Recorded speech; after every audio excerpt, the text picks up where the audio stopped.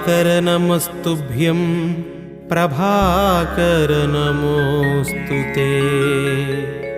सप्ताश्वरथमारूढं प्रचण्डं कश्यपात्मजं श्वेतपद्मधरं देवं तं सूर्यं प्रणमाम्यहम्।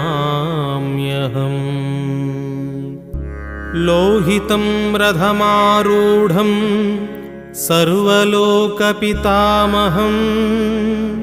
महापापहरं देवं तं सूर्यं प्रणमाम्यहम्।